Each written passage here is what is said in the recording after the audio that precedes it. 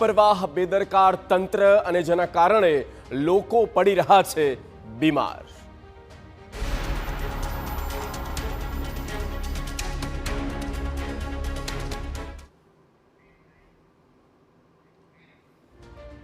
તો બેદરકાર છે તંત્ર કહેવું પડે, કારણ કે આ જ બેદરકારીનું પરિણામ એ આવે છે કે જ્યાં લોકો બીમાર પડી રહ્યા છે ને બાળકો પણ બીમાર પડી રહ્યા છે। ગાંધીનગરમાં જ્યાં ટાઇફોઇડના કેસ મામલે તંત્ર એક્શનમાં આવ્યું છે અને તંત્ર દ્વારા એટલે કે સરકાર એક્શનમાં આવ્યું અને ડેપ્યુટી સીએમ હર્ષ સંઘવીએ આ ઘટનાની નોંધ લીધી છે અને તેમણે પોતે સિવિલ હોસ્પિટલની મુલાકાત લીધી। હોસ્પિટલની મુલાકાત લઈ આખાએ પરિસ્થિતિનો ચિતાર મેળવ્યો, પરિસ્થિતિ સમજી।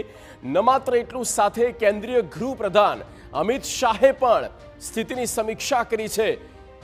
જે આદેશ નીકળ્યા છે તેમાં 22 ડોક્ટરની ટીમ બનાવવામાં આવી છે અને 22 ડોક્ટર્સ કે જે આ ઘટનાક્રમ પર નજર રાખશે અને તમામનું ચેકિંગ કરવામાં આવશે। સ્વાસ્થ્ય સંબંધિત તેમને જે પણ સુધારા થવા જોઈએ તે મહત્વપૂર્ણ થશે, તેના માટે 22 ડોક્ટરની ટીમ, હર્ષ સંઘવી નાયબ મુખ્યપ્રધાન, અને તેમણે આ બેઠક કરી અને બેઠકમાં કલેક્ટર, મહાનગરપાલિકા કમિશનર અને આરોગ્ય અધિકારી પણ હાજર રહ્યા।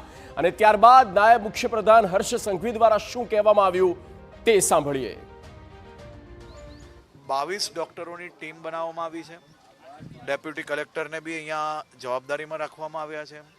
તમામ લોકોના પરિવારની આજથી જ ભોજનની ને બીજી વ્યવસ્થાઓ થઈ રહે તે માટે બી ચિંતા કરવામાં આવી છે।